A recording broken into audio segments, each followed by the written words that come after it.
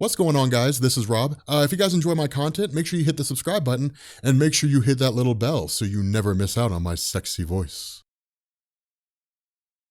Okay, so we are picking back up again with the Sentry by Jeff Lemire. And again, okay, I want to kind of reiterate this for a second because the Sentry can be a bit of a confusing character, but it's also been a few weeks since we did part one, the first part of the story. Jeff Lemire is really just he's really doing something new here. It is really the way it is. When it came to the Sentry Robert Reynolds, I mean, we knew about the character of Scout, his sidekick. We know those characters existed, but we haven't really seen or heard from them since. And so really, a lot of the stuff that's going on here is really Jeff Lemire just kind of operating with a blank slate. The Sentry was the only consistent character. I mean, we only knew about Scout from the original Paul Jenkins and Jay Lee story. Scout was never seen or heard from again after those, after that original run. And so for the most part, it's just kind of left to our own devices in terms of what happened here. Now, what we do know is that up to this point, what had basically happened is that with the return of the Sentry always comes the return of the Void. Wherever the Sentry is, the Void will be. And this is where Jeff Lemire is kind of messing with things a bit, is because the Sentry is only really allowed to return in kind of like this computerized pocket dimension that exists in the mind of Robert Reynolds. And so the Void will only exist there because that's where the Sentry is. What this does is it basically showed that essentially Scout had been working alongside Cranio, one of the former villains of the Sentry, to basically become the new Sentry. And so what this does is actually show how that happened. So initially this picks up about 6 weeks ago, and it basically says that at some point in time, Cranio was the villain of the Sentry. He had like the tri-level brain, basically like he had a helmet that gave him mental powers, or at least enhanced his mental abilities. And then he had like 3 chimpanzee brains inside that helmet, which is just for show. And then he would face off against the Sentry. The nature of Cranio is not really designed to be taken seriously. I imagine a lot of people probably look at that and say, well, that kind of sounds silly. I mean, it was. It really is designed to be that way, because remember, the Sentry is grounded in the idea that he was like this old school 1960s character that was quote unquote forgotten, that Stan Lee and Jack Kirby made. That's the way his character was originally intended to be done, and that's the way his character has kind of maintained over the years when it comes to introducing new concepts. But basically what had happened was that Scout had grown essentially jealous of the Sentry Robert Reynolds, and so he desires to become the Sentry. He desires to break away from the life that he's been living and go back to the way things used to be, when he had both arms, when he was a sidekick to the greatest hero of all time, that kind of thing. And he wants to go back there, but you can't.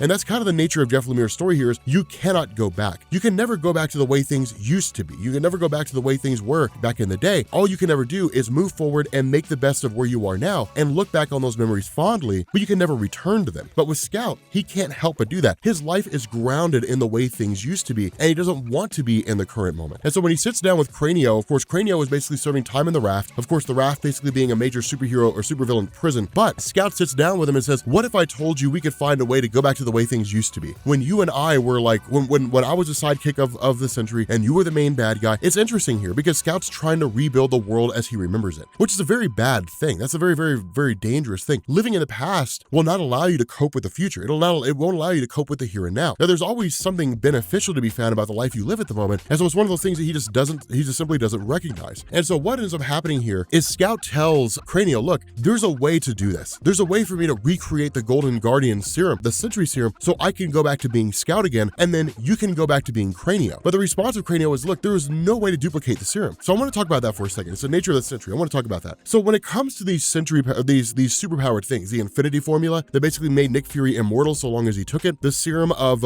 Dr. Cornelius and the Sentry, all this stems from Captain America. Captain America got the Super Soldier Serum as it was created by Dr. Abraham Erskine, and then Steve Rogers ingested it. Abraham Erskine died, and Steve Rogers is the only person who has it. And no one's been able to get their hands on a blood sample of Steve Rogers in order to basically duplicate the serum. And even for those who seem to have been able to, there was no way to duplicate the Super Soldier Serum. There was no way to make more versions of it. And so when it came to that, in the aftermath of the perceived death of Captain America, all these different people and different groups tried to recreate the formula. And what happened was a guy named Dr. Cornelius recreated it, but basically amplified it. It was 1,000 times more powerful than the Super Soldier Serum of Captain America. And of course, Bob Reynolds basically took it, he ingested it, he became the Sentry, and then that serum was given to Scout, who went on to become the sidekick, and so on and so forth. And so Scout's trying to find a way to duplicate that. The response of Cranio is, no one has the notes of Dr. Cornelius, no one can duplicate the serum of the Sentry. And that's when Scout shows up and says, actually, you can. I found the notes. I found everything we need in order to pull this off. And so time passes. 5 weeks turns into 4 weeks, turns into 2 weeks ago, so on and so forth. And they were basically basically working on a way to duplicate the serum while at the same time incapacitate Robert Reynolds. Now, the idea behind this was to basically steal the device that Robert Reynolds uses to enter into this computerized dimension, enter into his own mindscape, and then in turn kind of keep him preoccupied and then allow Scout to ingest the serum and then go forward as the new Sentry. And so when they broke into his house, when they stole this device, so on and so forth, that's exactly what happened to a degree. The problem with this was that it kind of backfired. That when it comes to Robert Reynolds, when it comes to the Sentry, they're basically like two minds in the same body. The best way to think about them is like the Incredible Hulk. You've got the Bruce Banner persona and you've got the Incredible Hulk persona. And much like, the Incredible Hulk, that Robert Reynolds, his physical form will shift. I mean, when he becomes a Sentry, his physical form changes. His hair gets longer, he's a lot more muscular, a lot more lean, so on and so forth. It actually changes. The difference here is that the Sentry does have his own physical form. Because he has his own physical form and because he has his own mind, it's literally swapping personalities. And so what happened here, what Scout did not account for, when the Sentry was perceived to have been locked away, basically, that what had happened was Robert Reynolds and the Sentry had basically switched places. And so Robert Reynolds was stuck inside his own mindscape and the Sentry came into the physical world, which in turn became a question of, well, then what happens next? And that's literally when you end up having a Scout ingest himself with the serum and then go forward as like a second version of the Sentry. And the problem with this was that where Robert Reynolds himself was basically being questioned and contained by Tony Stark, when this shift happens, then it's like, oh hell, like it's absolute panic, because the response is, well, then the void's on its way. Whenever the Sentry manifests, the clock starts. And when the clock starts, when it counts down to 0, however long that happens to be, the void will arrive. And when the void arrives, all hell will break loose. And Tony Stark immediately realizes that. Like, he immediately begins to freak out and say, hey, look, we have to contain and control this guy. The Sentry basically leaves, and that's when you end up having Iron Man don his armor and then put on the Sentry Buster armor. Now, the funny thing about this is that Iron Man's chasing down a guy who's already trying to stop himself. So it's like Iron Man's trying to stop Sentry, who's trying to stop himself, because the Sentry understands the danger of all this. The Sentry's goal is to track down the device that basically serves to allow him to enter the mindscape and then regain it and then allow Robert Reynolds to go back to the way things were, where Robert Reynolds exists in the real world, he goes into the mindscape, and then the Sentry manifests. And so it's almost like Iron Man's trying to stop his own cause. And so it's kind of crazy. Now, the other half of this is that's one thing to bear in mind. The Sentry's power is astronomical. So even with a Sentry Buster armor, Iron Man can't stop him, and he never could. At the very least, it's a stopgap measure. There's nothing you can do. I mean, there's no conceivable way to end it. And so in the middle of all this, Tony Stark tries to reason with Sentry and then tells him, like, you have to turn around, only for us to find out the Scout arrived here. Now, the fight between Scout and the Sentry is not just a fight between two veritable gods. It's almost like a fight for the mantle of the Sentry. Scout sees himself as the guy who should be the new Sentry. He's like, I've spent enough time sitting in the shadows of your life. I spent enough time being the sidekick. It's my turn to be the hero now. Scout's deranged, and he's really kind of been driven insane by, one, his own desire to replace Sentry, and two, the massive amount of power he's received. Because that's one thing to bear in mind. When it comes to attaining this level of power in such a short amount of time, it drives people crazy. The Sentry, for example, when he first ingested the golden formula, he basically became a drug addict. It got to a point where he was like running up on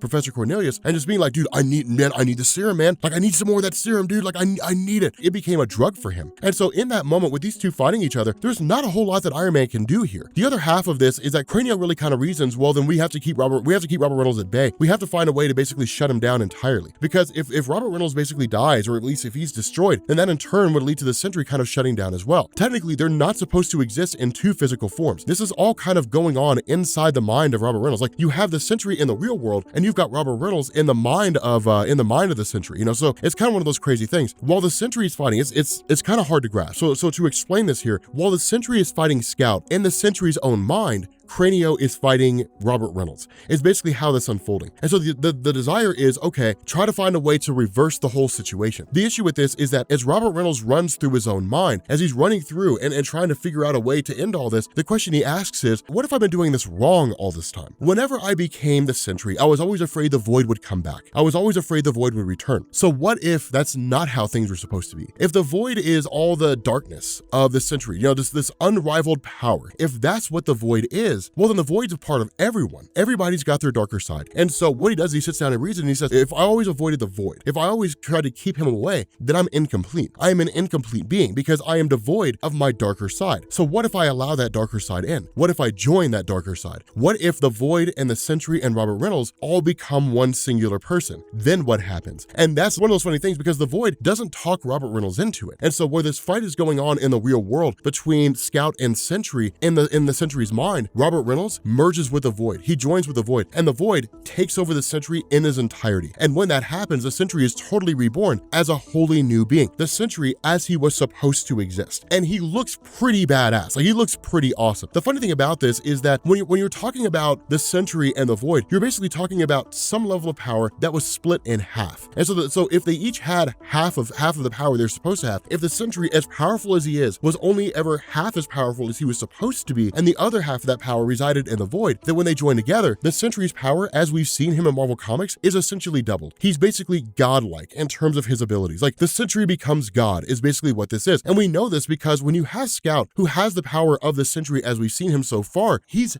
decimated by the new Sentry. He's absolutely crushed, and there's no real hope there. And so it's kind of crazy because when Robert Reynolds starts speaking to Scout and says, look, I can fix this, I can help you, I can make you better, then Scout gives in, and Robert Reynolds breaks his neck. He literally kills him on the spot. And so from there, it turns into Iron Man basically calling for backup and saying, like, we need the Avengers to show up here. And this is one of the craziest scenarios. You've got Thor, you've got Captain Marvel, Carol Danvers, you've got She-Hulk, you've got Captain America. You've got some pretty big hitters coming in from S.H.I.E.L.D. And where She-Hulk jumps in and says, okay, I've got this, the response of the Sentry is, no, you don't, and you never did. Well, they eventually corner him after he kills Crania. You know, the response is, we can't just let you go. And then of course he basically says, but you can't stop me though. There's no conceivable way for the Avengers to stop this new version of the Sentry. And I would even ask the question, could the Incredible Hulk stop him? I mean, if we're talking about like Heart of the Monster Hulk, probably. Worldbreaker Hulk? I don't think so. Because Worldbreaker Hulk literally fought Sentry to a standstill, and then that's a Sentry before he received this power boost. And so now with this power boost by the Sentry, it'd be almost night and day. The Sentry is twice as powerful as he was before, and the way he was before was powerful enough to fight Worldbreaker Hulk to a standstill, then that would stand to reason the Sentry is twice as powerful as Worldbreaker Hulk. So like it gets kind of crazy when you get down to this new level of power, this new level of godhood. And then it begs the question, what in the hell happens next? And that's the cool thing about Jeff Lemire writing, guys. And that's the great thing about it is, so long as he's on this title, it'll go through like twists and turns and all kinds of different directions. It'll be awesome. It'll be pretty sweet in terms of how it all unfolds. But with that being said, guys, we're gonna bring this video to an end. If you are new here to Comics Explained, make sure you guys hit the sub button to become part of the Rob Corps. If you guys enjoyed this video, make sure you drop a like, and I will catch you all later.